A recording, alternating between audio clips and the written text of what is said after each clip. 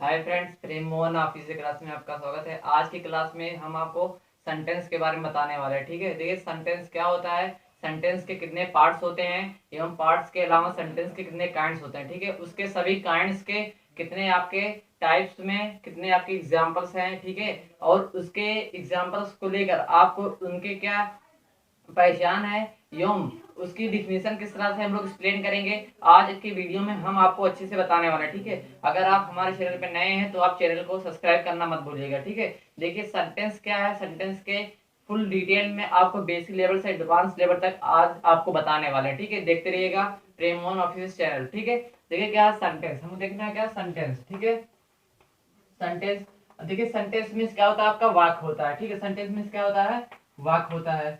ठीक, sentence means क्या होता है, वाक्य होता है। देखिए वाक्य मतलब क्या हुआ, आपका शब्दों का ऐसा समूह जिसका कुछ अर्थ निकले, आपका क्या कहलाता है, वाक्य कहलाता है। ठीक है, मतलब आप देखिए आप लोग ये समझ रहे होंगे कि शब्दों का ऐसा समूह मतलब क्या, ऐसा क्या है उसमें, तो मतलब क्या, देखिए शब्द, पहले आप डीपली समझिए शब्द कैसे बनेगा, शब्दों का कैसे समूह बनाएंगे इसको आप समझिए। देखिए अगर मान लीजिए कोई किसी भी व्यक्ति का नाम है, ठीक है, मान लीजिए किसी व्यक्ति का नाम क्या है, मोहन है। ठीक है, मोहन, ठीक है, मोहन है किसी व्यक्ति का नाम, लेकिन क्या है, इनाम जो बना है उसका एक मोहन जो शब्द लिखा गया है, इसको हम लोग क्या बोलेंगे, शब्द बोलेंगे। ठीक है, लेकिन मोहन के पहले ये क्या था, माँ अलग था, हाँ अलग था और ना अलग था। ठीक है, और क्या है यहाँ पर ओ की मात्रा जो लगा है यहाँ पर, ठीक है, ओ की मात्रा लगा है, ओ अलग है। ठीक है, इन सबको हम लोग क्या बोलेंगे, इन सबको हम लोग अक्षर बोलेंगे। ठीक है, ध्यान दीजिएगा यहाँ पर। ठीक है, इन सबको हम लोग क्या बोलेंगे, अक्षर बोलेंगे। ठीक, देखिए इन अक्षरों से मिलकर क्या बना, आपका शब्द बना है। ठीक है, जब हम लोग अलग अलग सबको अलग अलग करेंगे तो आपका अक्षर कहलाएगा, जब पास में जोड़ देंगे तो आपका क्या बन जाएगा, एक शब्द बन जाएगा। ठीक है, इसी तरह से आप इंग्लिश में समझिए, इंग्लिश में किस तरह से होता है।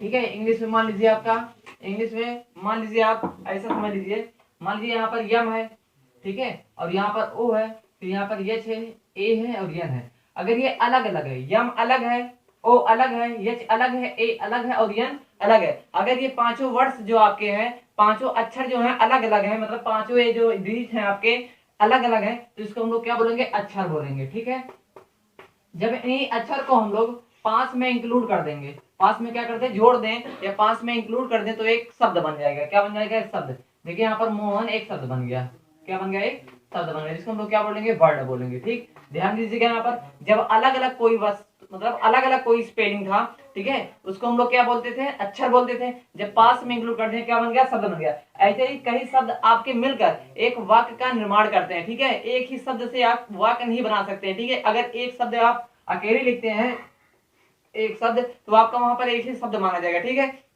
लेकिन जब आप कई शब्दों का एक समूह ऐसा बनाएंगे, मतलब कई शब्दों को एक पास रखेंगे और उसका एक सटीक, ठीक है, ठीक तरह से अर्थ निकले, तो वही आपका क्या कहलाएगा, सेंटेंस कहलाएगा। ठीक है, a meaningful group of the word is called off the sentence, मतलब क्या है, शब्दों का ऐसा समूह हो जिसका कुछ सटीक अर्थ निकले, वही आपका वाक्य कहलाता है। जैसे मान लीजिए कोई सेंटेंस, अब हम देखिए एक एग्जांपल लेके आपको बताते हैं। ठीक है, सेंटेंस मतलब देखिए मान लीजिए राम, ठीक है, Ram goes to school, Ram goes to college मान लीजिए। ठीक है, राम गोज टू कॉलेज, यहाँ पर देखिए क्या है, Ram goes to college, Ram goes to college क्या है, मतलब राम अपने, राम महाविद्यालय जाता है। ठीक है, यहाँ पर देखिए आर, आर है, ए है और यम है, अगर हम तीनों को अलग अलग बात करें तो ये तीनों क्या कहलाएंगे, आपके अक्षर कहलाएंगे। क्या कहलाएंगे, अक्षर होंगे। ठीक, और जी है, ओ ई एस, इन तीनों की चारों की बात करें तो ये भी क्या कहलाएंगे, अक्षर कहलाएंगे।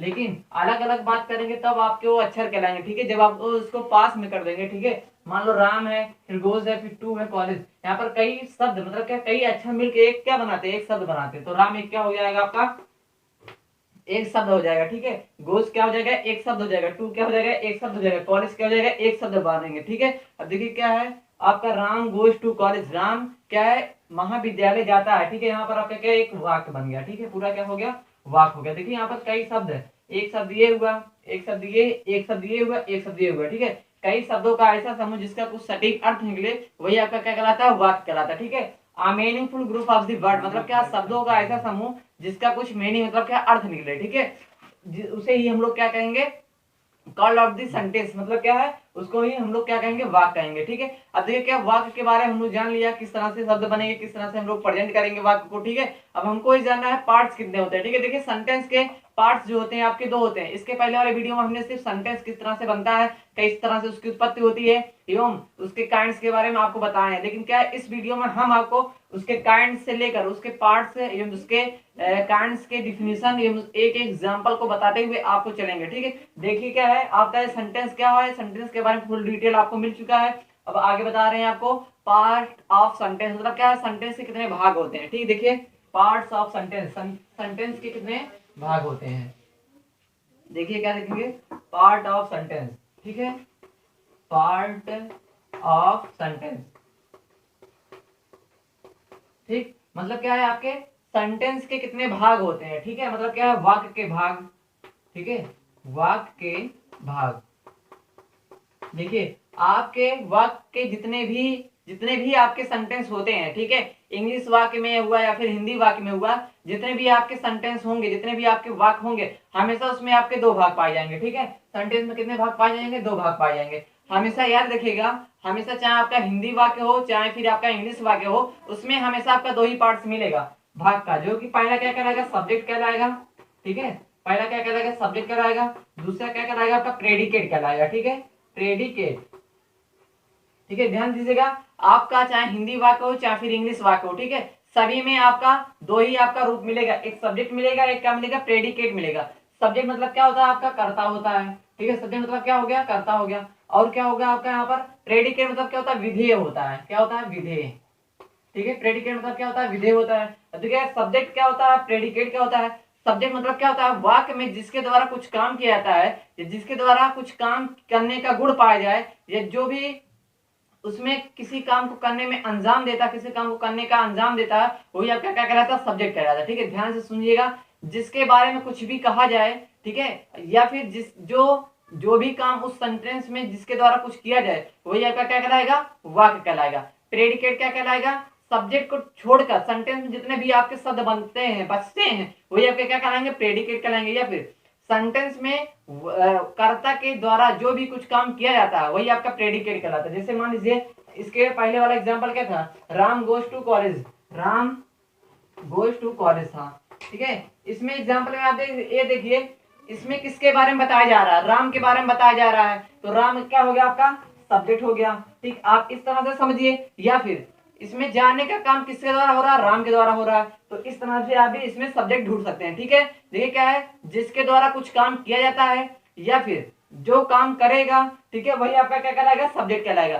सब्जेक्ट के बाद सेंटेंस में आपका जो भी कुछ बचता है, ठीक है, वही आपका क्या कहलाएगा, प्रेडिकेट। अब देखिए यहाँ पर गोज से लेकर पूरा कॉलेज तक आपका क्या कहने लगेगा, प्रेडिकेट कहलाएगा। देखिए मोस्ट इंपोर्टेंट है ये, आपका 8 में या 7th क्लास में आपका होम पेपर में जो आता है, स्कूल के पेपर में आता है, आपको यहाँ पर अलग करने के लिए आता है। ठीक है, इसमें पूछेगा आपका प्रेडिकेट बताइए, सब्जेक्ट बताइए। ठीक है, दोनों में आपको बताना पड़ेगा इन सेंटेंस में कितना आपका प्रेडिकेट है, कितना सब्जेक्ट है। ठीक है, मोस्ट इंपॉर्टेंट है इसको जानना। अब देखिए क्या हो गया, आपका सब्जेक्ट हो गया, आपका प्रेडिकेट हो गया। सब्जेक्ट मतलब क्या होता है, विधेय होता है। प्रेडिकेट मतलब क्या होता है, आपका विधेय होता है। सब्जेक्ट मतलब क्या होता है, कर्ता होता है। ठीक है, देखिए क्या है, सब्जेक्ट के भी कई पार्ट्स होते हैं, विधेय के भी कई पार्ट्स होते हैं। ठीक है, सब्जेक्ट के जो पार्ट्स होते हैं, आपका डिटरमिनर भी हो सकता है, ठीक है, एडजेक्टिव होता है, एडजेक्टिव क्लास भी हो सकता है, या फिर क्या होता है, कॉम्प्लीमेंट भी होता है। अब देखो प्रेडिकेट, इसमें जो क्या बोलते हैं इसको, प्रेडिकेट विधेय जो होता है आपका मुख्यतः जो होता है 3 प्रकार की होता है। ठीक है, जैसे कि आपका वर्ब हो गया, या फिर ऑब्जेक्ट हो गया, ऑब्जेक्ट के बाद आपका कॉम्प्लीमेंट हो सकता है। ठीक है, ऑब्जेक्ट में आपका 2 प्रकार से इसमें आता है। ठीक है, प्रेडिकेट में आपका 2 प्रकार से हो सकते हैं, जैसे कि आपका आता है, जैसे मैंने देखिए, ठीक है, इसमें 3 प्रकार होगा, एक हो जाएगा वर्ब आपका, एक क्या होगा, ऑब्जेक्ट हो जाएगा, और जो आपका होता है ऑब्जेक्ट के बाद आपका जो होता है यहाँ पर कॉम्प्लीमेंट होगा। ठीक है, कॉम्प्लीमेंट मतलब देखिए ऑब्जेक्ट यहाँ पर 2 टाइप से होता है, एक आपका क्या होता है, इनडायरेक्ट ऑब्जेक्ट होता है, एक क्या होता है, डायरेक्ट ऑब्जेक्ट होता है। ठीक है, और ये भी क्या होता है, 2 प्रकार से 3 प्रकार में होता है, जो कि मेन वर्ब इसके अंतर्गत, हम लोग क्वालिटीज पढ़ते हैं, या फिर क्या डिटरमिनर पढ़ते हैं, और इसमें क्या पढ़ते हैं हम लोग, मेन वर्ब या हीड वर्ब बोलते हैं। ठीक है, हीड वर्ब, हीड वर्ड या फिर मेन वर्ड बोलते हैं। ठीक है, देखिए क्या है, मेन बात ये है, जानना इंपॉर्टेंट ये है कि सब्जेक्ट क्या है, प्रेडिकेट क्या है। ठीक है, कर्ता मतलब क्या, सब्जेक्ट, वाक्य में जिसके द्वारा कुछ काम किया जाता है, वही आपका क्या कहलाएगा, सब्जेक्ट कहलाएगा। ठीक है, सब्जेक्ट के द्वारा जो भी कुछ किया जाए या फिर सब्जेक्ट के बाद जो कुछ भी बताया जाए वही आपका क्या कहलाएगा, प्रेडिकेट कहलाएगा। ठीक है, देखिए पार्ट्स जो हो गए आपके सेंटेंस में, चाहे आपका हिंदी वाक्य हो, चाहे इंग्लिश वाक्य हो, चाहे जितनी आपकी सेंटेंस हो, चाहे 2 लाइन में आपका पूरा एक सेंटेंस होता है, उसमें आपका 2 ही चीज पाएंगे वहां पर, क्या आपका सब्जेक्ट होगा, एक क्या होगा, प्रेडिकेट होगा। ठीक है, अब देखिए क्या आगे हम लोग देखते हैं, पार्ट्स ऑफ सेंटेंस हम लोग देख चुके हैं। अब आगे हम लोग देखेंगे टाइप्स ऑफ सेंटेंस या काइंड्स ऑफ सेंटेंस, मतलब क्या सेंटेंस कितने प्रकार होते हैं। ठीक है, देखिए अच्छे से हम लोग क्या देखेंगे, टाइप्स ऑफ सेंटेंस, ध्यान से देखिए। ठीक है, वीडियो को देखिए, नोट जरूर रहेगा, क्योंकि हम सभी जो है लैंग्वेज को, ठीक है, दोबारा रिपीट करके बोल रहे हैं ताकि आप नोट्स अच्छे से बना लीजिए। देखिए अब क्या लिखेंगे हम लोग, टाइप ऑफ सेंटेंस। ठीक है, टाइप्स ऑफ सेंटेंस मतलब क्या हुआ आपका, वाक्य के प्रकार। ठीक है, वाक्य के प्रकार। ठीक है, वाक्य के प्रकार। देखिए क्या है, इस वीडियो में हम आपको एक एक सेंटेंस को बताकर, ठीक है, एक एक सेंटेंस के बारे में लिखकर आपको एग्जांपल सहित और उसकी डिफिनेशन से संबंधित पूरी जानकारी आपको देंगे। ठीक है, एक एक सेंटेंस के बारे में बताते हुए। ठीक है, लास्ट में फिर आपको सभी सेंटेंस का ब्यौरा एक ही साथ में देंगे। ठीक, देखिए पहला हम लोग क्या देखेंगे, अफर्मेटिव सेंटेंस। क्या देखेंगे, अफर्मेटिव सेंटेंस। यहाँ पर लिख दीजिएगा, पहला आपका है अफर्मेटिव सेंटेंस। ठीक है, अफर्मेटिव सेंटेंस, अफर्मेटिव सेंटेंस। ठीक है, अफर्मेटिव सेंटेंस मतलब क्या होता है, आपका स्वीकारात्मक वाक्य होता है। क्या होता है, स्वीकारात्मक वाक्य होता है, स्वीकारात्मक वाक्य, स्वीकारात्मक वाक्य होता है। ठीक है, ध्यान से देखिएगा, अफर्मेटिव, अफर्मेटिव, अफर्मेटिव मतलब क्या होता है, स्वीकारात्मक वाक्य मतलब क्या होता है, ऐसे वाक्य जिसमें किसी काम का करना या होना पाया जाता है वो आपका क्या कहलाता है, स्वीकारात्मक वाक्य कहलाता है। ठीक है, ध्यान से सुनिएगा, जिस वाक्य में आपका किसी भी व्यक्ति के द्वारा अर्थात किसी भी कर्ता के द्वारा आपका काम करने की क्रिया पाई जाएगी, कुछ ना कुछ काम करने की दर पाई जाती है, वहां पर आपका क्या होता है, अफर्मेटिव सेंटेंस अर्थात का स्वीकारात्मक वाक्य पाया जाता है। ठीक है, जिस वाक्य के द्वारा किसी काम का करना या होना पाया जाता है वो आपका स्वीकारात्मक वाक्य कहलाता है। एग्जाम्पल के रूप में मान लीजिए आप, क्या है, she is going to friend house, friend home. ठीक है, यहाँ पर ये फिर देखिए क्या है, she is going to friend home मतलब क्या है, कोई स्त्री है वह अपने मित्र के घर या अर्थात वह अपने सहेली के घर जा रही है। ठीक है, या फिर आप यह देख सकते हैं, राम, ठीक है, ईट्स फूड, ईट्स फूड। ठीक है, मतलब क्या है, राम भोजन करता है, राम खाना खाता है। यहाँ पर देखिए क्या, राम के द्वारा उसकी मतलब क्या, कोई एक लेडीज है। ठीक है, मेल नहीं, यहाँ पर क्या फीमेल है और यहाँ पर क्या मेल है। यहाँ मेल फीमेल के द्वारा क्या कोई ना कोई काम हो रहा है, इसके द्वारा जाने का काम हो रहा है, इसके द्वारा क्या खाने का काम हो रहा है, तो दोनों के द्वारा क्या कोई ना कोई आपका काम निकल रहा है, तो आपका क्या कहलाएगा, अफर्मेटिव सेंटेंस कहलाएगा। ठीक है, यहाँ पर देखिएगा अफर्मेटिव सेंटेंस है। ठीक है, अफर्मेटिव सेंटेंस कहलाएगा।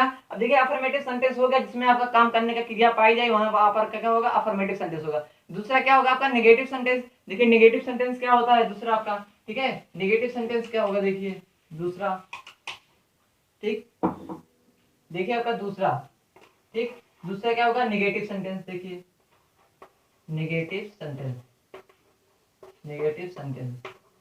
देखिए नेगेटिव सेंटेंस में क्या होता है, नकारात्मक वाक्य, नकारात्मक वाक्य होता है। ठीक है, नकारात्मक वाक्य होता है।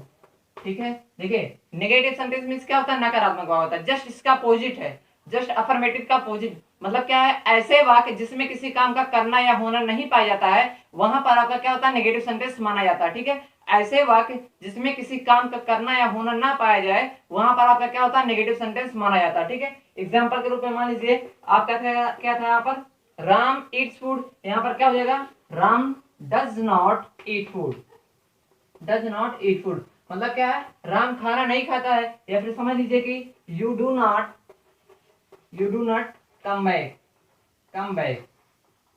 ठीक है, मतलब क्या हुआ आपका, तुम आए, मतलब दोबारा तुम नहीं आए, तुम दोबारा नहीं आते हो। इसका क्या अर्थ होगा, राम खाना नहीं खाता है। यहाँ पर देखिए क्या वाक्य में जो है, इन दोनों के वाक्य से हमको ये अर्थ मिल रहा है कि काम इसमें नहीं पाया जा रहा, ना तो इसके द्वारा क्या है खाना खाने की बात की जा रही है, ना तो इसके द्वारा पीछे दोबारा आने की बात की जा रही है। ठीक है, यहाँ पर देखिए दोनों सेंटेंस में आपका क्या हो रहा है, काम करने की जो क्रिया पाई जाती है नहीं पाई जा रही है। ठीक है, तो यहाँ पर आपका क्या हो जाएगा, काम करने की दोनों क्रिया नहीं पाई जा रही है, तो वहां पर क्या होगा, आपका नेगेटिव सेंटेंस माना जाएगा। अर्थात क्या है, ऐसे वाक्य जिसमें किसी काम का करना या होना नहीं पाया जाता है वहां पर आपका नेगेटिव सेंटेंस माना जाता है। तीसरा हम लोग देखेंगे, तीसरा आपका जो होता है इंट्रोगेटिव सेंटेंस होता है। ठीक है, तीसरा आपका क्या होगा, इंट्रोगेटिव सेंटेंस। देखिए ठीक है। तीसरा क्या होता है आपका इंट्रोगेटिव सेंटेंस होता है। देखिए तीसरा इंट्रोगेटिव सेंटेंस, इंट्रोगेटिव सेंटेंस। अब देखिए इंट्रोगेटिव सेंटेंस क्या होता है। इंट्रोगेटिव सेंटेंस मतलब क्या होता है, प्रश्नवाचक वाक्य। ठीक है, प्रश्न सूचक वाक्य या प्रश्नवाचक वाक्य समझिए। ठीक है, प्रश्नवाचक वाक्य होता है। ठीक है, प्रश्नवाचक वाक्य होता है। मतलब इंट्रोगेटिव सेंटेंस आपका कितने टाइप से होते हैं, दो टाइप से होते हैं। याद रखिएगा इंट्रो सेंटेंस क्या होता है, दो टाइप से होता है, टाइप 1 एवं टाइप 2। ठीक है, इतना याद याद रखिएगा, हमेशा कंसंट्रेट अपने पास रखिएगा कि इंट्रोगेटिव सेंटेंस जो होता है दो टाइप से होता है। पहला तो आपका टाइप होगा, ठीक है, आपका टाइप 1 मान लीजिए। टाइप 1 मतलब क्या होता है आपका, जब आपका क्या वर्ड्स स्टार्टिंग में आता है वाक्य के, तो वहां पर आपका इंट्रोगेटिव सेंटेंस या टाइप 1 माना जाता है। ठीक है, वहां पर आपका अनुवाद करते समय क्या करते हैं हम लोग, वहां पर आपका अनुवाद करते समय ये करते हैं कि हम लोग वहां पर क्वेश्चन वर्ड की इंग्लिश ना लिखकर सब्जेक्ट के पहले हम लोग हेल्पिंग वर्ब का यूज करते हैं। ठीक है, और देखिए इंट्रोगेटिव सेंटेंस मतलब प्रश्नवाचक वाक्य क्या होता है, जहां पर आपका प्रश्न सूचक शब्दों के द्वारा प्रश्न किया जाता है, वहां पर का इंट्रोगेटिव सेंटेंस माना जाता है। ठीक है, देखिए टाइप 1 किस तरह से करेंगे, मान लीजिए does Ram go to college, go to college.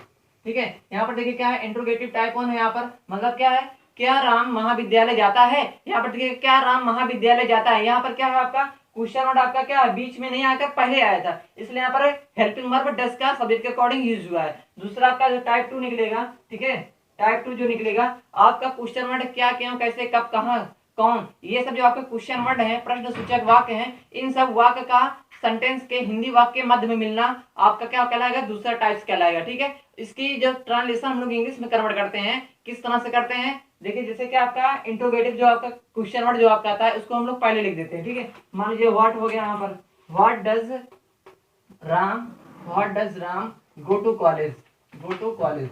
यहाँ पर देखिए इसका अर्थ क्या निकला, ठीक है, राम क्या महाविद्यालय जाता है। ठीक है, राम क्या महाविद्यालय जाता है, और यहाँ पर क्या था, क्या राम महाविद्यालय जाता है। तो यहाँ पर दोनों का अर्थ जो होगा अलग अलग हुआ, दोनों का ट्रांसलेशन अलग अलग करेंगे, लेकिन सेंटेंस में जो आते हैं आपके इंट्रोगेटिव सेंटेंस में ही दोनों आते हैं। ठीक है, इसको टाइप 1 बोलते हैं, इसको टाइप 2 बोलते हैं। ठीक है, अब प्रश्नसूचक वाक्य क्या कहलाता है, जिस वाक्य में आपके प्रश्न पूछने के काम किए जाते हैं वहां आपका क्या होता है, प्रश्नसूचक वाक्य कहलाता है। ठीक है, प्रश्नवाचक शब्द कहलाते हैं। अब देखिए क्या है, हम लोग अब चौथा पढ़ेंगे। चौथा जो आपका आता है इंपरेटिव सेंटेंस, सॉरी चौथा जो आपका आएगा क्या आएगा, ऑप्टेटिव सेंटेंस आएगा। ठीक है,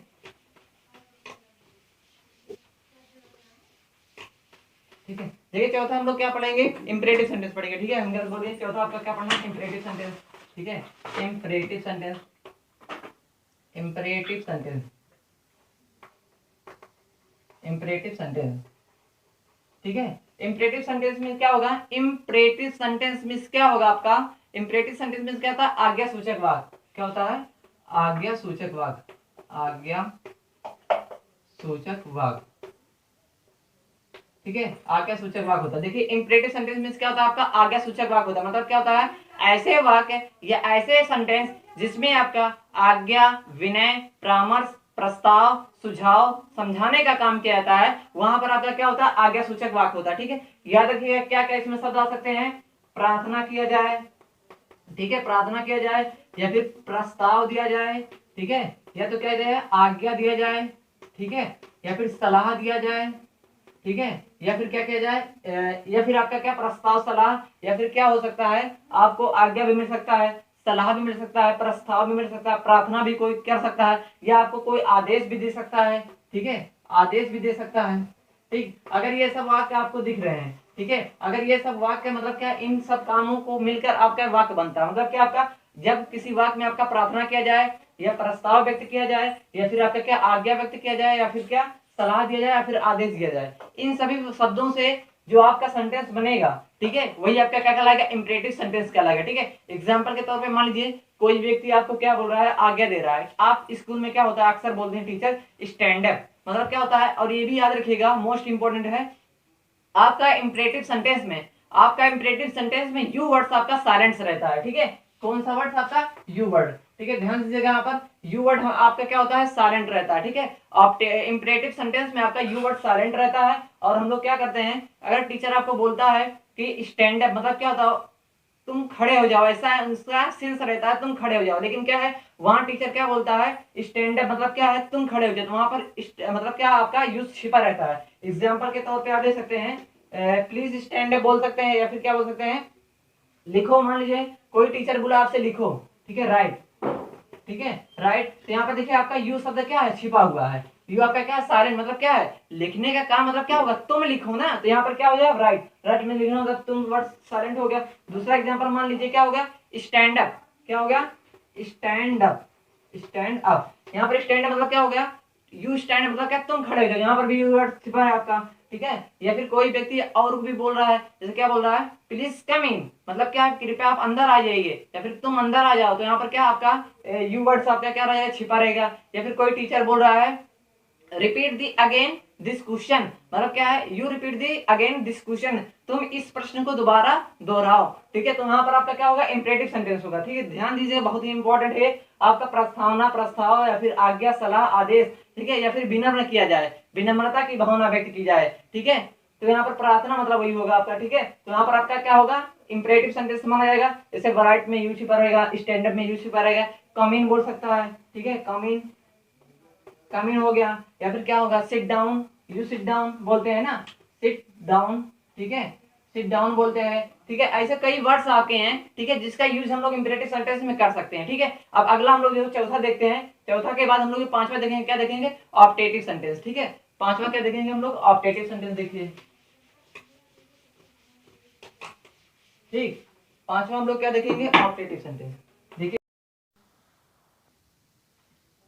देखिए पांचवा जो आपका सेंटेंस है, पांचवा आपका जो सेंटेंस क्या है ऑप्टेटिव सेंटेंस, ठीक है। ऑप्टेटिव सेंटेंस का क्या है इच्छा सूचक वाक्य, ठीक है, जहां पर आपका आशीर्वाद या शराब से कुछ आपके वर्ड्स आते हैं सेंटेंस में, वाक्य आते हैं, वहां पर आपका क्या होता है ऑप्टेटिव सेंटेंस होता है, ठीक है। देखिए क्या आपका जैसे क्या है may you go to help, मतलब क्या तुम नर्क में जाओ, या फिर क्या बोलते हैं आशीर्वाद मतलब क्या है गॉड ब्लेस यू सन, मतलब क्या है मेरे पुत्र तुम्हें भगवान लंबी उम्र दें, ठीक है। वहां पर क्या आपका इच्छाओं से आ रहा है, अगर शराब दे रहा है तो वहां पर क्या तुम नर्क में जाओ, आशीर्वाद दे रहा है तुम दीर्घायु हो, लंबे उम्र को प्राप्त करो, तो वहां पर आप देखिए उच्च इच्छा के अनुसार वह व्यक्ति आपको आशीर्वाद दे रहा है और शराब दे रहा है, ठीक है। वहां आपका क्या होगा ऑप्टेटिव सेंटेंस माना जाएगा, ठीक है। जो आपका देखिए पांचवा हो गया। अब हम लोग छठवां जो सेंटेंस आपका पढ़ेंगे, छठवां सेंटेंस हम लोग जो भी पढ़ेंगे आपका क्या होगा, छठवां सेंटेंस क्या होगा आपका एक्सक्लेमेटरी सेंटेंस होगा, ठीक है। छठवां क्या होगा आपका एक्सक्लेमेटरी सेंटेंस, ध्यान देखिए छठवां जब लोग देखेंगे क्या देखेंगे एक्सक्लेमेटरी सेंटेंस, ठीक है। छठवां क्या देखेंगे एक्सक्लेमेटरी, एक्सक्लेमेटरी, एक्सक्लेमेटरी सेंटेंस, ठीक है। एक्सक्लेमेटरी सेंटेंस मींस क्या होता है आपका विस्मादि बोधक वाक्य, विस्मादि सूचक, ठीक है, विस्मादि, विस्मादि मादि बोधक, ठीक है, विस्मादि बोधक वाक्य, ठीक है। ध्यान से देखने का क्या है विस्मादि बोधक वाक्य है, ठीक है। देखिए क्या विस्मादि बोधक वाक्य मतलब क्या आपका जहां पर आपके क्या कुछ क्या है, मतलब क्या है आपके भावनाओं से उत्पन्न होने वाली आवाज जाएंगे, जैसे कि आपका किसी व्यक्ति के मतलब गरीब व्यक्ति के क्या है उसके असहाय दुख पर आप जो वाक्य व्यक्त करेंगे, या फिर किसी के मर जाने के बाद आप वाक्य व्यक्त करेंगे, या फिर किसी के व्यक्ति के द्वारा जीते गए किसी भी कार्यक्रम को जीते जाने पर आप जो भाव उत्पन्न करेंगे, ठीक है, वहां पर आपका क्या होगा एक्सक्लेमेटरी सेंटेंस माना जाएगा, ठीक है। मतलब क्या जो आपका विस्मादिबोधक वाक्य होता है, जिसका आपका ये चिन्ह आया था रखिए विस्मादिबोधक, ठीक है। आपको एक बात बताना भूल गए, ऑप्टेटिव सेंटेंस में आपका कहीं कहीं पर ये इस चिन्ह का यूज होता है, याद रखिएगा कहाँ होता है ऑप्टेटिव सेंटेंस में होता है, और आपका एक्सक्लेमेटरी सेंटेंस में माना जाता है, ठीक है। देखिए एक्सक्लेमेटरी मतलब विस्मादिबोधक चिन्ह आपका ये होता है, आपका ज्यादातर ये चिन्ह ऑप्टेटिव ना कि आपका इंपरेटिव सेंटेंस ज्यादा आपका एक्सक्लेमेटरी सेंटेंस में यूज होता है, उसके बाद आपका फिर क्या आता है ऑप्टेटिव सेंटेंस में यूज होता है, ठीक है। देखिए क्या है विस्मादिबोधक वाक्य, ठीक है, जिसमें मतलब क्या होता है आपका जैसे क्या है हाय, मतलब क्या वह एक क्या है डेड बॉडी है, हाय वह क्या है एक क्या है मरा हुआ व्यक्ति का शरीर है, तो यहाँ पर वहां पर क्या दुख व्यक्त कर रहे हैं, वहां पर क्या है अल्स का यूज कर रहे हैं, मतलब क्या हाय मतलब कुछ वर्ड ऐसे होते हैं जिनका हम लोग यूज करते हैं, और यक्सा याद रखिएगा आपका विस्मादिबोधक यहाँ पर भी आपको पहचान करना है, आपको ये वर्ड अक्सर दिखेंगे ओ, ठीक है, और या फिर क्या आह, आ मतलब क्या रहेगा और रहेगा, या फिर ओ रहेगा, और क्या रहेगा आंस रहेगा, या फिर एक हुर्री आता है हुर्री, ठीक है, हुर्री, री, हुर्री। अगर ये आपके जहां पर भी आपके वर्ड्स दिख रहे हैं, ठीक है, जहां पर भी आपके ये वर्ड्स दिख रहे हैं, ज्यादातर आपका इन्हीं वाक्यों के, इन्हीं चारों वाक्यों को इंक्लूड करके आपका ये विस्मयादिबोधक अर्थात का एक्सक्लेमेटरी सेंटेंस का निर्माण किया जाता है। ठीक है, क्या क्या, ओ, उसके बाद क्या मतलब क्या यहाँ पर ओ है, फिर क्या ओ है, उसके बाद क्या अल्फ है, उसके बाद क्या रे है, मतलब हुर्री बोला जाता है उसको। ठीक है, यहाँ पर याद याद रखिएगा, इन चारों वर्ड्स के यूज से हम लोग क्या करते हैं, यहाँ पर किसका यूज करते हैं, एक्सक्लेमेटरी सेंटेंस का यूज करते हैं। ठीक है, अब देखिए क्या है, किस तरह से इसका एग्जांपल लेते हैं, मतलब क्या है, मान लीजिए क्या है ओ, मान लीजिए क्या है, यहाँ पर अल्फ आ गया, अल्फ यहाँ पर विस्मयादिबोधक चिन्ह लगा। ठीक है, ही इज डेड, मतलब क्या है, हाय। ठीक है, मतलब क्या है, वहां पर दुख व्यक्त किया जा रहा है, हाय वह एक मृत शरीर है, वह एक मुर्दा, मतलब क्या मरे हुए व्यक्ति का शरीर है। ठीक है, या फिर हम लोग ऐसा बोल सकते हैं, निर्जान रहित प्राणी, मतलब क्या उसमें जान जिस व्यक्ति पे ना हो वह मरे हुए व्यक्ति के समान होता है, इसलिए हम लोग क्या बोलते हैं, ही इज डाइड अल्फ, मतलब क्या है दुखी के साथ कोई व्यक्ति बोल रहा है, हाय वह एक क्या डेड बॉडी है। या फिर हम लोग यह प्रसन्नचित रहते हैं तो हम लोग क्या बोलते हैं, जब लोग प्रसन्नचित रहते हैं क्या बोलते हैं, मान लीजिए जब प्रसन्नचित रहेंगे, मान लीजिए इंडिया में जीत गया आपका, ठीक है, इंडिया में जीत गया तो आप क्या बोलेंगे, क्या बोलेंगे आप लोग, ओह इंडिया में जीत गया, तो यहाँ पर क्या लिख देंगे, ओह, यहाँ पर विश्वास में चिन्ह लगा। ठीक है, इंडियन, इंडिया, इंडिया क्या बोलेंगे, यहाँ पर इंडियन भी बोल सकते हैं आप। ठीक है, India on the match, on the match, यहाँ पर क्या आपका ध्यान दीजिएगा। ठीक है, यहाँ पर क्या है, ओह इंडिया वन द मैच, मतलब क्या भारत मैच जीत चुका है, भारत क्रिकेट जीत चुका है। ओह मतलब क्या आपका मतलब दुखी की बात नहीं, यहाँ पर प्रसन्नचित की बात है, प्रसन्ना मतलब क्या प्रसन्नचित की बात यहाँ पर की जा रही है, तो वहां पर ओह शब्द का यूज किया रहा है। यहाँ पर दुखी कोई व्यक्ति है, अल्स का यूज किया जा रहा है, हुर्री का यूज भी कर सकते हैं, ओह मतलब क्या यहाँ पर समझिएगा, ओ है। ठीक है, उसके बाद क्या मतलब क्या ओ, उसके बाद यहाँ पर मतलब ए रहता है और ओ है, या फिर ओ है रहता है, फिर अरे भी लिख सकते हैं यहाँ पर। ठीक है, याद रखिए यहाँ पर दो यूज होता है। ठीक है, या फिर ये इसको छोड़ दीजिए आप। ठीक है, या फिर आप ले भी सकते हैं, कोई दिक्कत नहीं है। यहाँ पर देखिए क्या ओ हो गया, अल्स हो गया, ही हो गया, इज, मतलब क्या आपका अल्स से ही इज डाइड, मतलब क्या है यहाँ पर हाय वह मृत शरीर है, तो यहाँ पर दुखी की बात की जा रही है। उसके बाद क्या आपका ओह इंडिया ऑन दी मैच, मतलब क्या भारत मतलब क्या मैच में विजय प्राप्त किया है। यहाँ पर देखिए आपका एक्सक्लेमेटरी सेंटेंस होता है, मतलब क्या यहाँ पर विस्मयादिबोधक सूचक वाक्य। ठीक है, आप देखिए सभी सेंटेंस जो आपके 6 काइंड्स थे, सभी के बारे में आपको डीपली अच्छे से नॉलेज मिल चुका है।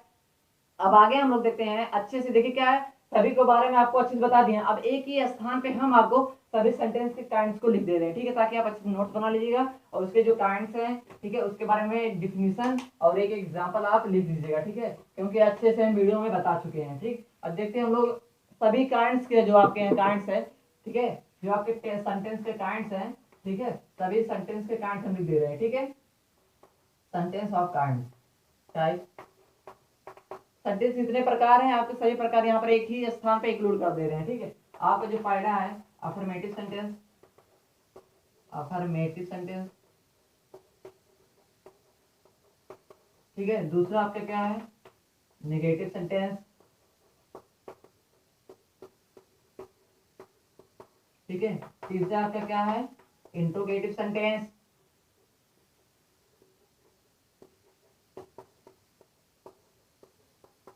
ठीक है, आपका पहला क्या है अफर्मेटिव सेंटेंस, दूसरा क्या है नेगेटिव सेंटेंस, तीसरा क्या है इंट्रोगेटिव सेंटेंस। जो आपका टाइप 2 रहता है, इसमें इसमें 2 प्रकार का होता है। ठीक है, यहाँ पर टाइप 1 लिख दीजिएगा और यहाँ पर क्या हो सकता है टाइप 2 हो सकता है। ठीक है, याद रखिएगा यहाँ पर 2 प्रकार होता है। आपका जो चौथा निकल के आएगा, चौथा क्या आएगा इम्परेटिव। ठीक है, इम्परेटिव आपका क्या होगा, चौथा होगा इम्परेटिव सेंटेंस। ठीक है, आपका जो पांचवा क्या होगा ऑप्टेटिव सेंटेंस माना जाएगा, कौन सा पांचवा ऑप्टेटिव सेंटेंस। ठीक है, आपका जो छठवां कहलाएगा, सॉरी पांचवा के बाद छठवां आपका जो कहलाएगा, छठवां क्या कहलाएगा एक्सक्लामेटरी। ठीक है, एक्सक्लामेटरी, एक्सक्लामेटरी सेंटेंस। ठीक है, देखिए क्या आपके जो 6 वाक्य हैं, 6 सेंटेंस है, आपको अच्छे से आपका बता दिया गया। देखिए आपका जब 5 कब होगा, जब इन दोनों को अफर्मेटिव को और नेगेटिव को हम लोग एक्सक्लामेटरी सेंटेंस बोले, असर्टिव सेंटेंस बोले, assertive. Assertive sentence.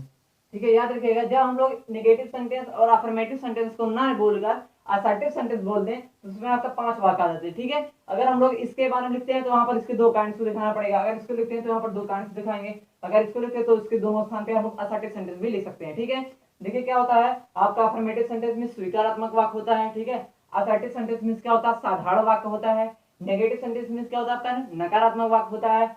Interrogative sentence में क्या होता है, आपका प्रश्नवाचक वाक्य होता है जो 2 तरह से होता है। और क्या इंपरेटिव मतलब क्या होता है, आज्ञा सूचक वाक्य होता है। और क्या ऑप्टेटिव मतलब क्या होता है, आपका इच्छा सूचक वाक्य होता है। इंपरेटिव में आज्ञा सूचक वाक्य होता है। और एक्सक्लेमेटरी में क्या होता है, विस्मयादिबोधक वाक्य होता है। ठीक है, देखिए क्या है, आपको इस वीडियो में हमने सेंटेंस के पार्ट, सेंटेंस के काइंड, सेंटेंस जितने भी प्रकार के होते हैं अच्छे से फुल डिटेल जो उसके भी एग्जांपल डिफिनेशन सहित आपको बताया है। ठीक है, देखिए क्या, वीडियो को आप नोट बना लीजिएगा। ठीक है, देखिए क्या है, आपको अच्छे से जरूर समझ में आया होगा। अगर आप हमारे चैनल पे नए हैं तो हमारे चैनल को सब्सक्राइब करना